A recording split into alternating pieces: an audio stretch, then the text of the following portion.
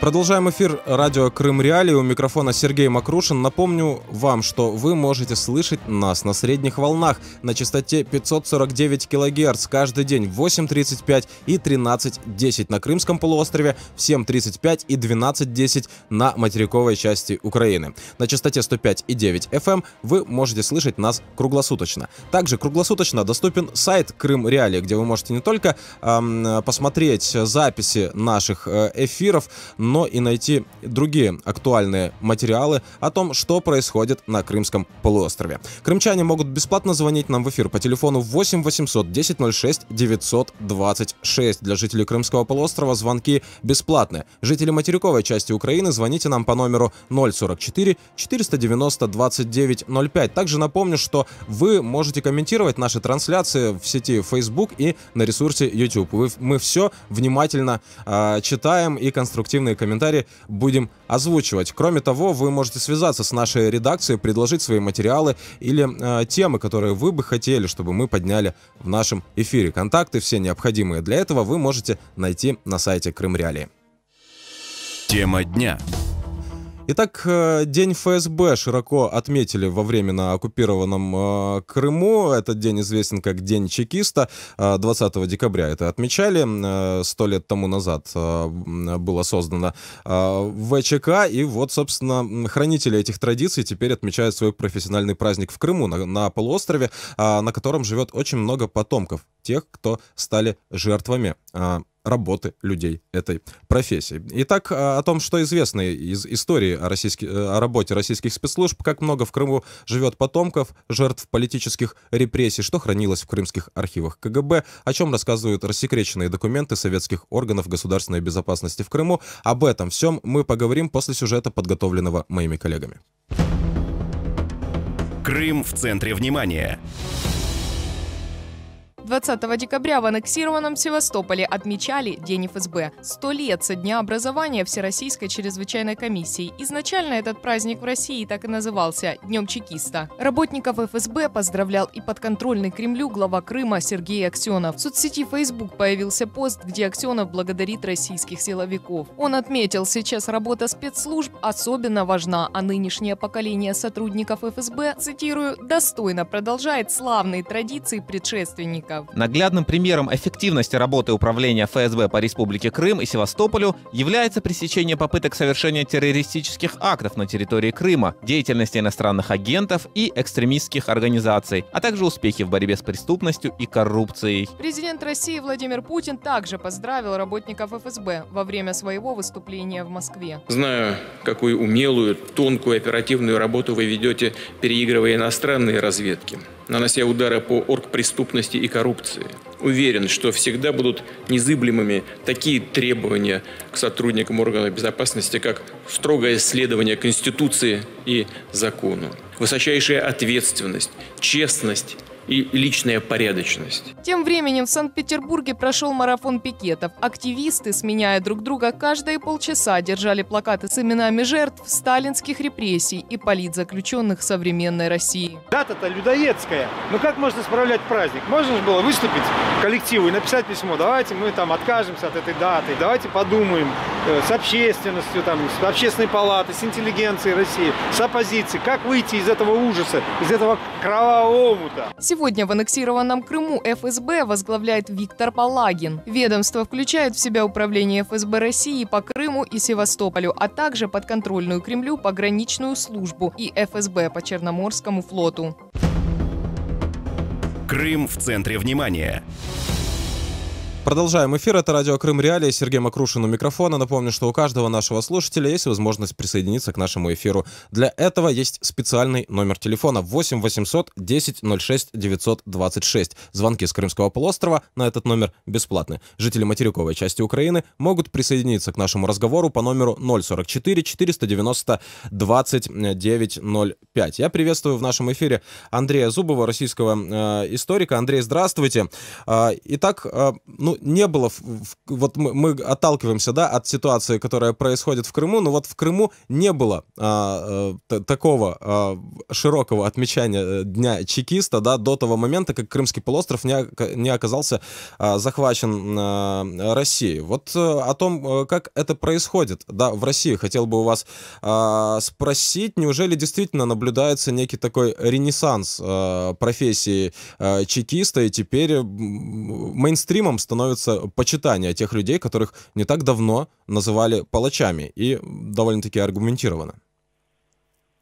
Вы знаете, на самом деле ситуация немножко странная сейчас. Вот я помню, как 10 лет назад, 5 лет назад на круглые даты 90-95 лет со дня создания ВЧК, это широко отмечалось. В Москве были растяжки через самые главные улицы Москвы.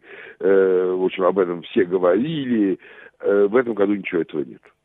То есть, разумеется, ФСБ отмечает, там Бортников написал свою глупую статью в российскую газету, Путин поздравил, но это все как бы очень келейно, профессионально. Но это в Москве. А вот, например, в Екатеринбурге это было с помпой отпраздновано местным ВЧК, который находится, кстати говоря, по характерному адресу, улица Ленина, дом 17. И именно в этом доме, или по приговорам, которые были вынесены в этом доме, было убито не меньше 20 тысяч жителей Екатеринбурга. То есть, видимо, чтобы не злить народ Москвы, в этом году решили несколько поубавить обороты. Люди, эти чекисты, сами понимают, сколь одиозна та организация, которую они пытаются продолжать. Очень многие люди пишут, что в России многие министерства, ведомства, даже МВД стали вести себя, свою историю с Александровского времени, то есть с начала XIX века, когда были созданы эти министерства. А ФСБ продолжает держаться за свое единство с ВЧК и за эту дату 20 декабря. Почему? А это ведь самое главное, это же приводной был ремень власти коммунистической. Именно с помощью ВЧК, потом АГПУ, НКВД, КГБ, коммунистическая власть удерживалась во всем Советском Союзе и совершала самые ужасные злодеяния. Одно из них Голодомор, хорошо известно, но его помнят все люди на Украине.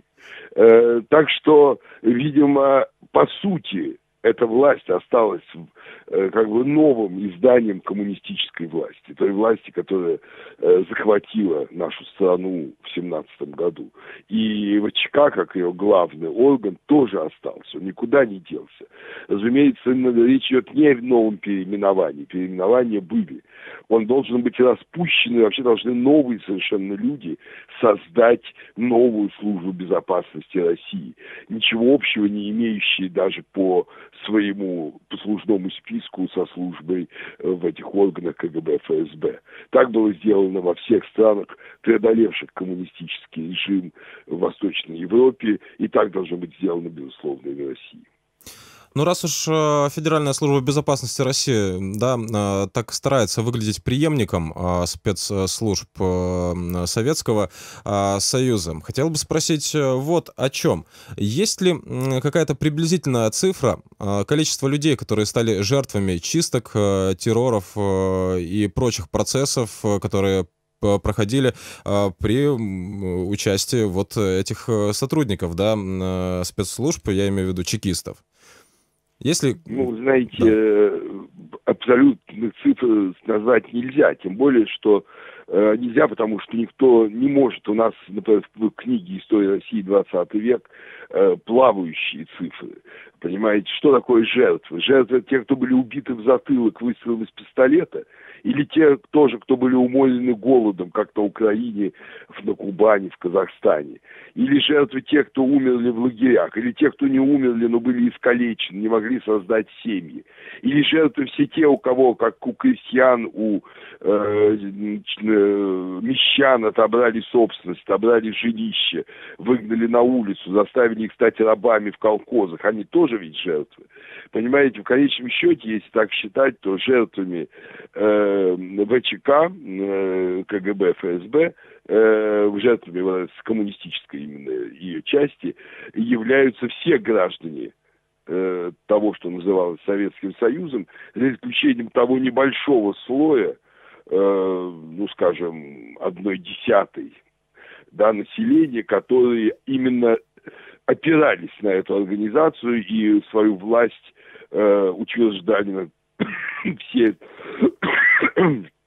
всем народом страны. Но, например, если говорить о непосредственном создании этой системы АВЧК, то за время своего короткого существования, а АВЧК существовала, в общем, 5 лет, потом она в ВГПУ была преобразована, вот, один красный террор унес жизни от 1,7 миллиона до 2 миллионов людей.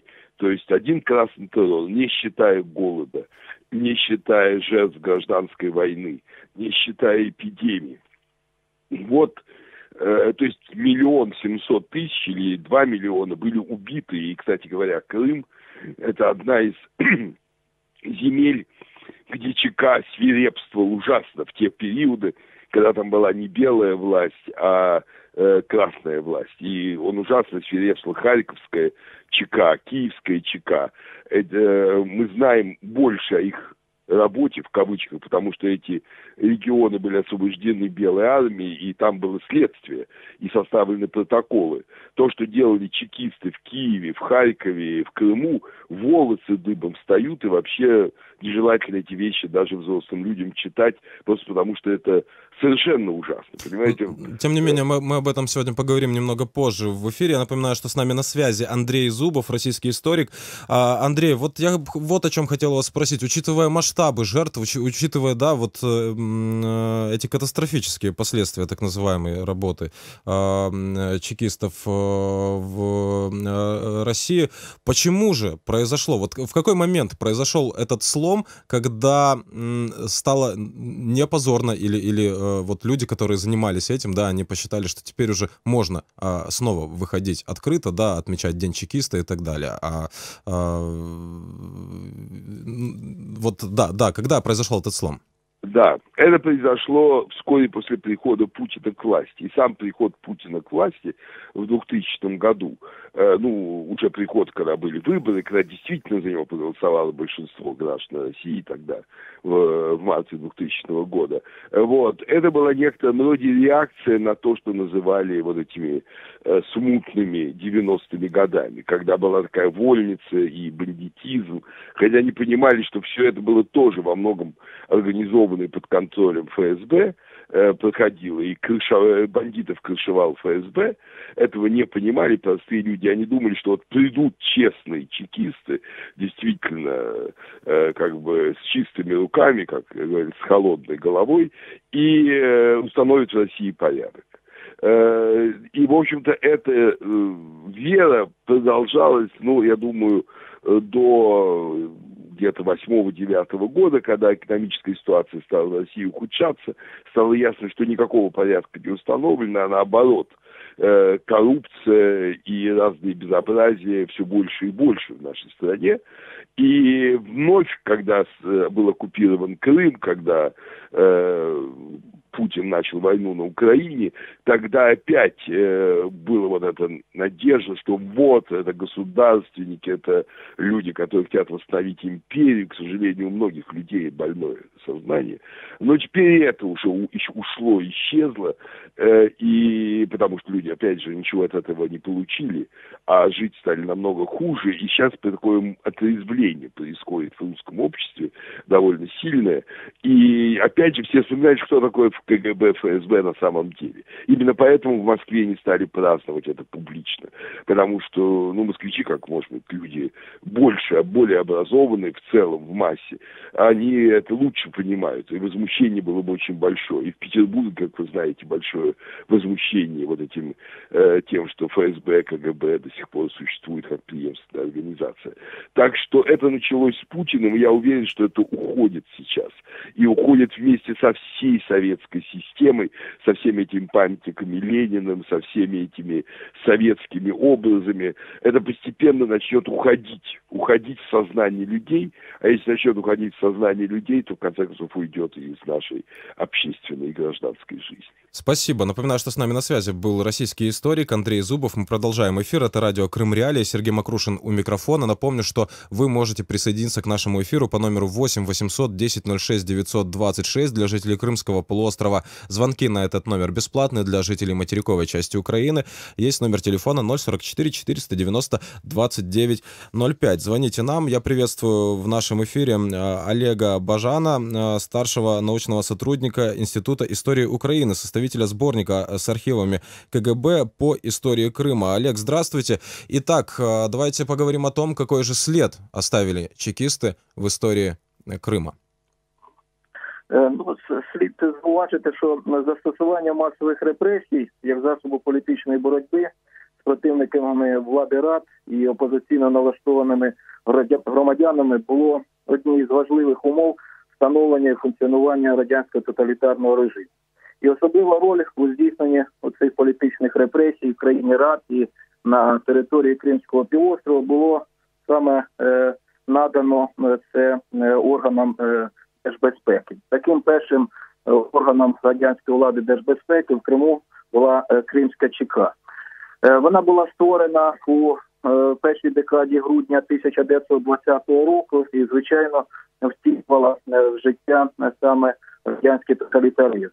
З приводу масових репресій і статистики, яка ось піднімалася з нашим колегою із Росії, то дійсно важко зазначити, яка кількість була знищена саме кримськими чекістами. Ми можемо дійсно опиратися на офіційні документи. В даному випадку я хотів би зазначити, що в основному історики оперують і опираються саме на такий собі нагородний лист. Це заступника начальника особливого відділу Південного Західного фронту Юхима Євдокимова, який саме очолював Кримську ударну групу, і який займався безпосередньо розстрілами військовослужбовців Білої армії. То саме на 1920-го, на початку 1921 року було розстріляно понад 12 тисяч осіб. Хоча, знову ж таки, хочу зазначити, що нещодавно побачило світ видання кримського історика Дмитра Соколова. Ця книга називається «Железна пам'ять от чисто». Він стверджує, що в період саме червоного терору 20-21 років було репресовано, розстріляно від 20 до 25 тисяч осіб. В Криму працювала саме підрозділ реабілітованої історії, це науково-документальна серія книг в Україні, то знову ж таки були зроблені підрахунки політичних репресій кримськими чекістами і в подальші роки існування, панування радянської влади в Україні. Хочу зазначити, що в першій половині 1922 року органами ДПУ в Криму за різноманітні контрреволюційні злочини було заарештовано 1857 осіб, і в тому числі це 157 офіцерів Білої армії. Якщо говорити в цілому, то в 1920-34 роках було засуджено, це офіційно на основі кримінально-слідчих справ, 7172 особи, а з них було розстріляно понад 230 осіб.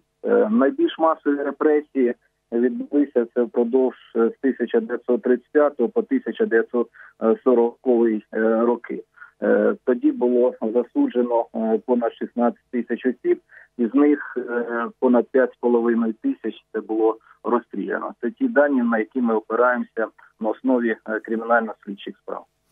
Сколько, по вашей оценке, по вашему впечатлению, сейчас может на Крымском полуострове проживать тех людей, предки которых стали жертвами чекистов в Крыму, либо которые сами терпят лишения? Потому что, вот, например, крымско-татарскому народу, который был депортирован из Крыма, вот лишений, да, помимо самой трагедии депортации, хватило на несколько поколений, потому что процесс возвращения длился очень долго, и процесс восстановления прав народа на родной земле продолжается до сих пор. Сколько может в Крыму проживать людей, которые могут себя назвать жертвами чекистов?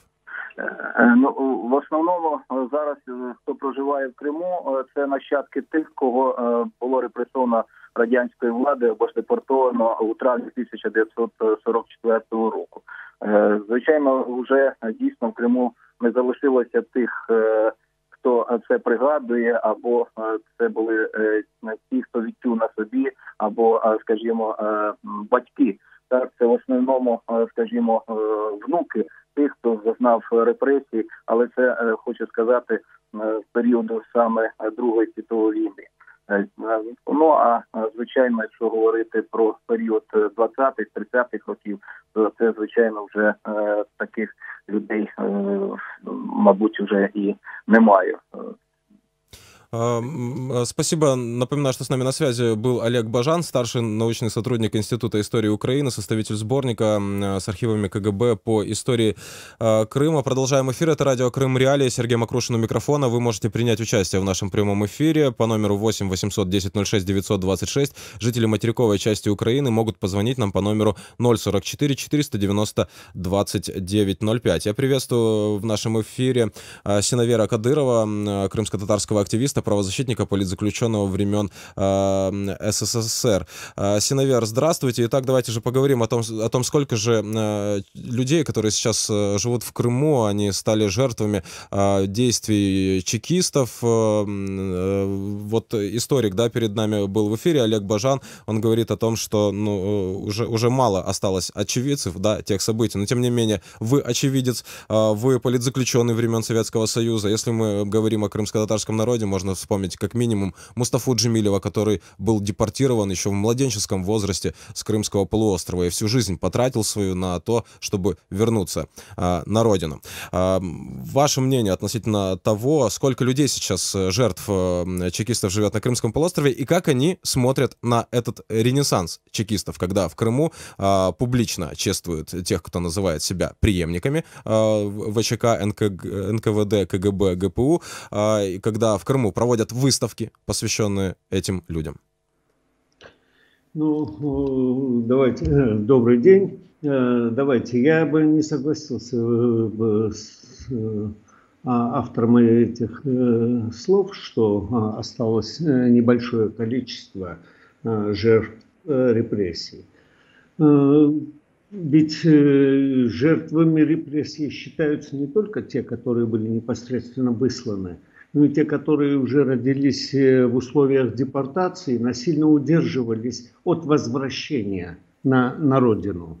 И, собственно говоря, тем самым способствовали созданию такого массового движения, как национальное движение крымских татар, где участвовали уже и юноши, достигшие, в общем-то, полового возраста, и старики.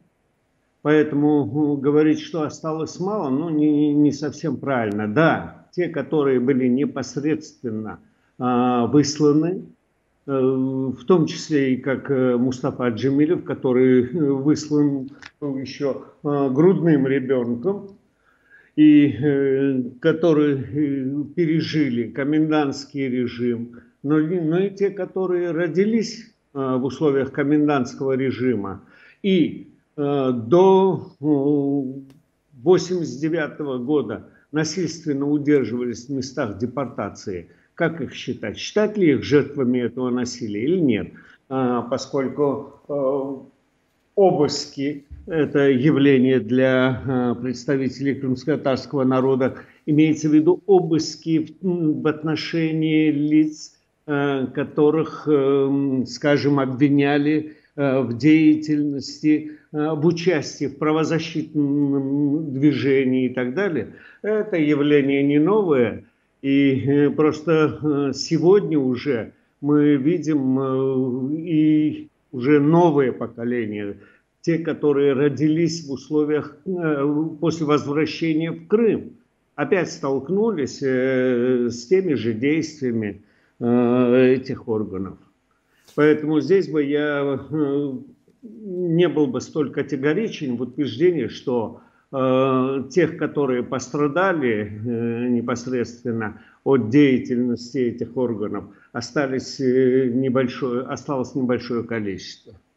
Спасибо за ваш комментарий, Синавер Ага. Напоминаю, что с нами на связи был Синавер Кадыров, крымский активист, правозащитник, политзаключенный времен СССР. Напомню, что мы говорим сейчас о том, почему в Крыму сложилось так, что теперь на полуострове, где живет очень много жертв сотрудников советских спецслужб, теперь широко отмечают День чекиста. Как на это смотрят крымчане? Как действует нынешняя Федеральная служба безопасности, которая контролирует временно оккупированный Крым на Крымском полуострове, учитывая, что эта Федеральная служба безопасности фактически называет себя преемником вот этих советских структур. Об этом мы продолжим разговор через несколько минут.